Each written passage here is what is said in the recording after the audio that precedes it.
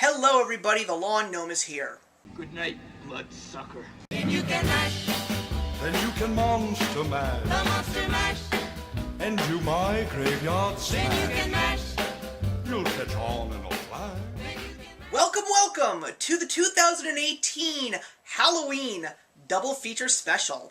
If you are new to my channel, welcome. It is a pleasure to have you, and I'm always so happy to get to this moment during the year when I go back and take a look at some truly classic horror or horror-themed films. It's always a great time to take a look at some of my old favorites. So today I've got a great double feature for you. I've got some not necessarily truly scary films, definitely one is scarier than the other, but they are definitely two that are watched by and loved by many, many people. The first movie that we're going to take a look at is the Joel Schumacher directed film, the 1987 classic The Lost Boys, starring Diane Wiest, Kiefer Sutherland, a very young Jamie Gertz, Jason Patric, and of course, the Coreys, Corey Haim and Corey Feldman. So this is actually the very first film that the Coreys actually did together, and even though they did many of them afterwards, this one is probably their best, debatably. Feel free to say if it's not in the comments below. I'm sure there's plenty of License to Drive fans out there.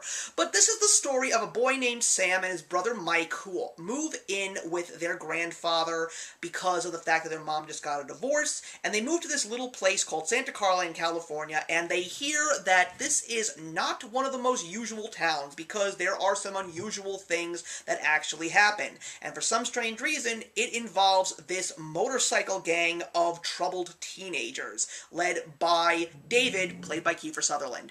And Mike follows this girl named Star who happens to be with these guys, and one thing leads to another, and he discovers the hard way that these guys known as the Lost Boys happen to be vampires. This is also a film that, of course, was made in one of the most creative times for film, the 1980s, and this was definitely a new spin on the classic vampire. Before that, we had many vampire films, but they always usually revolved around the classic story of Dracula.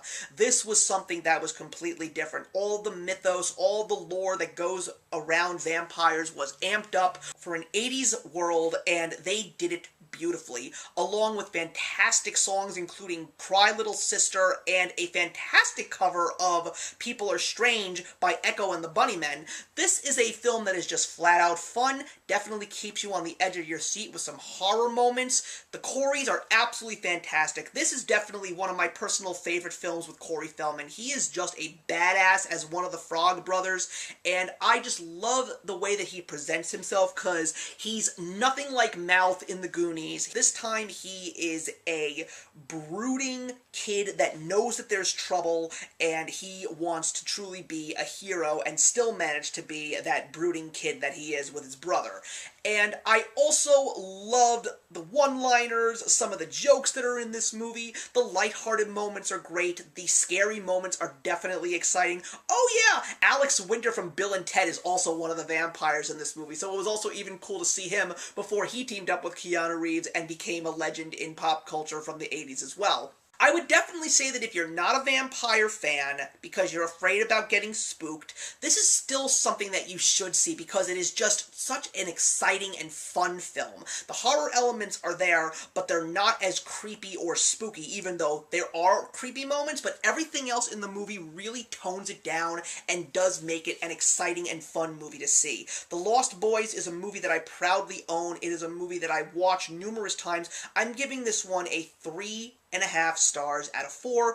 Even after all this time, it is still one of those movies that holds up, and I just wish that we could finally see some vampire movies like this again, because Twilight has just lingered on as one of the last ones in cinema, and it's not a good thing. We need more movies like The Lost Boys. The next movie that I'm going to talk about is the 1993 Disney fan favorite Hocus Pocus, starring Bette Midler, Sarah Jessica Parker, and Kathy Najimy as the Sanderson sisters. So this is a movie that I wanted to see in theaters, but my mother really didn't want to take me. But when it came out on video, I just rented it and loved it so much.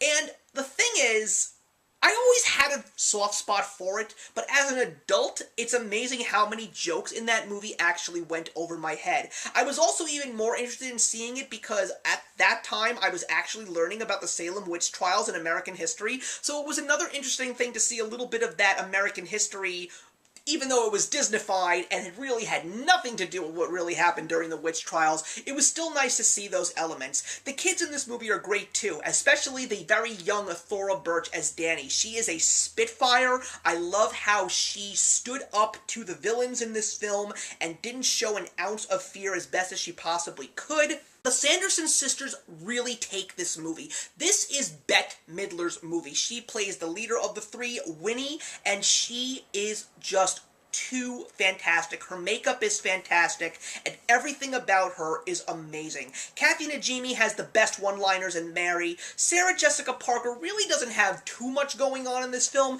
but she does have a couple of really funny moments. She just plays the loopy sister Sarah, and she's just the fun one in the three. And I definitely will say that after all these years, because it had been a while since I've seen this film, it is still one of my personal favorites, and I gotta tell ya, seeing two other Disney horror-themed films like Something Wicked This Way Comes and The Watcher in the Woods, this definitely capitalizes on those horror themes that they forged in those two films and really gave us something new. Even though it's definitely a lot more lighthearted, there are still some very spooky and scary moments, and that's what makes this film so great. It's a beautiful balance, and I think that that's what really connects these two specific films that I reviewed today. They just have a perfect balance of the spooky and the fun. Hocus Pocus, seeing it for the first time in many, many years, is still fantastic. I'm so glad that I decided to go to one of my local bargain bins and just pick it up for like $6, and I never looked back. It's still a fantastic film. I am also going to be giving Hocus Pocus a strong 3.5 stars out of 4. Even though it sounds like I gave both of these films 4-star reviews, they're still not perfect, and they're not necessarily for everybody, because there are a couple of things in both of these films that don't stand the test of time, even though most of it does. Either way, still both wonderful movies. So thank you very much, everybody. Please leave your comments in the box below. Let's discuss The Lost Boys or Hocus Pocus, and I will see you in the next one. And in the meantime, have a very safe Halloween. Hey, thank you so much for stopping by my channel today. If you're new here and want to see more of what my channel has to offer, please click on the link to my last video, or hit that subscribe button to be kept up to date with all of my uploads. Content of all sorts is posted here quite often, so trust me, you do not want to fall behind. I will see you in the comments, and actions speak louder than words.